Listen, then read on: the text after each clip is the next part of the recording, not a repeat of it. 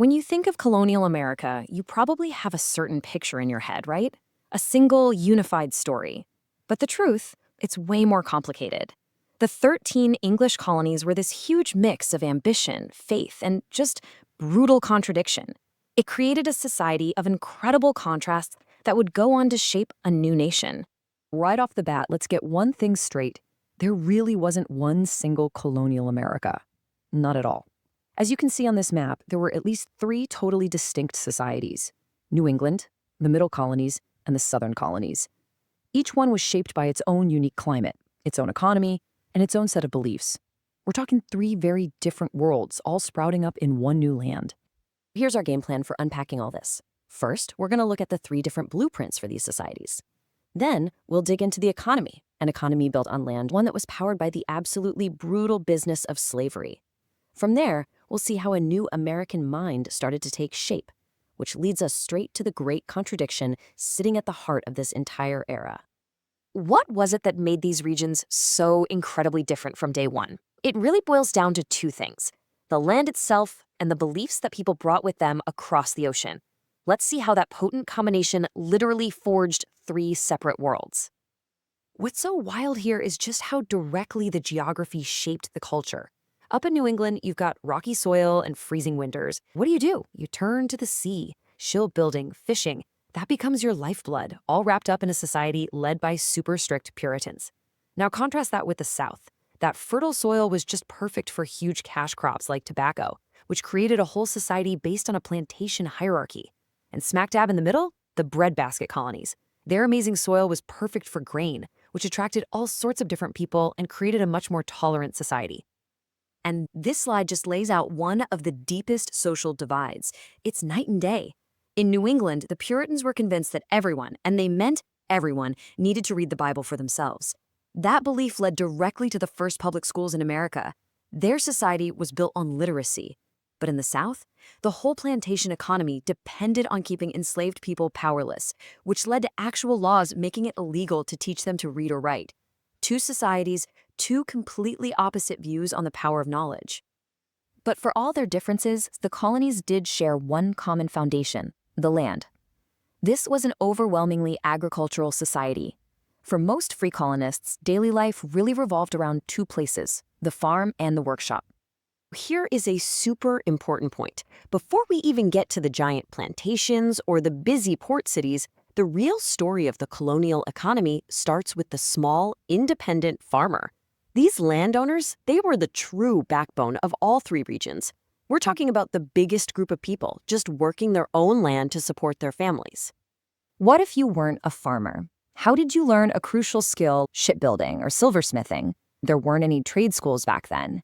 Instead, you followed this really structured path. You'd start as a kid, as an apprentice, working for years under a master, for no pay, just to learn the craft. Then you'd graduate to a journeyman, finally earning a wage. And only after all that could you become a master yourself and open your own shop.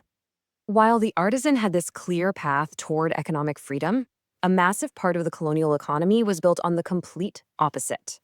And now we have to turn to the institution that generated unbelievable wealth for all the colonies: the brutal engine of chattel slavery. It is so critical to understand exactly what we're talking about here.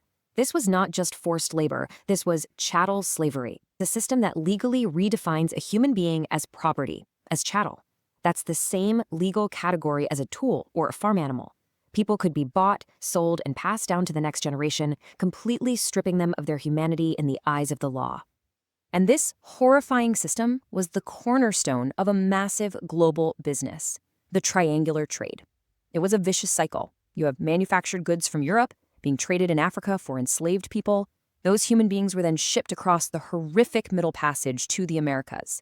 And finally, the raw materials they were forced to harvest, sugar, tobacco, cotton, were shipped back to Europe, completing a triangle built on profit and unimaginable human suffering. We can talk about economics and trade routes all day, but to really get the human cost, we have to listen to the people who actually survived it. Olajuda Equiano. He was captured as a child and forced through the Middle Passage. He later wrote about his experience, and his words, they describe a level of horror that is almost impossible for us to comprehend.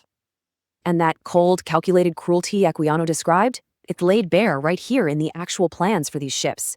This wasn't chaos. It was a carefully designed system. This plan from 1788 shows exactly how people were treated as cargo, packed into spaces so tight they could barely move for a journey that could last for months. This was the engineered reality of the Middle Passage. How dependent were the colonies on this system? This chart from 1750 tells the story in stark, unavoidable numbers. Slavery existed everywhere, but look at that difference. In Massachusetts, about 2% of the population was enslaved. In Virginia, it was over 40%. And in South Carolina, a staggering 60% of the entire population was held in bondage. The Southern economy wasn't helped by slavery. It was built on it from the ground up. At the exact same time that this brutal economic system was digging its roots deeper and deeper, a powerful and completely contradictory set of ideas was starting to grow. This was the beginning of a uniquely American way of thinking about things like liberty, rights, and who you are. These ideas didn't pop up out of nowhere. The colonists saw themselves as Englishmen and as the inheritors of these hard-won British rights. They traced this line all the way back to the Magna Carta, which said that even the king isn't above the law. They added their own traditions like the Mayflower Compact, and by the 1700s, their own elected assemblies were making local laws, reinforcing this core belief that they had a right to govern themselves. And then this massive cultural wave swept through all the colonies. They called it the Great Awakening. On the surface, it was a bunch of religious revivals, but its impact was so much bigger. For the first time, it gave colonists from Georgia all the way up to New England a powerful shared experience, making them feel less British and more American. It helped create a common identity, and, crucially, it encouraged people to question authority. First the churches, but that way of thinking started to spread. And this brings us right to the central, soul-crushing conflict of colonial America. How on earth do you reconcile these incredible new ideas about liberty and individual rights with the everyday reality of an economy built on human bondage? Here's the bottom line. Two completely opposite things were happening at the exact same time, in the same place, among the same people. On one hand, you have an empire of liberty being born, where these radical new ideas about people's rights are taking hold. And on the other hand, you have an empire of slavery that's expanding, a system based on the absolute denial of those very same rights. These two realities were on a collision course. There's no other way to put it. And that leaves us with the fundamental question of this entire period, a question whose consequences we're still dealing with today. How could a society so obsessed with radical new ideas about liberty build its very foundation on human bondage? That is the great, unresolved contradiction at the very heart of the American story.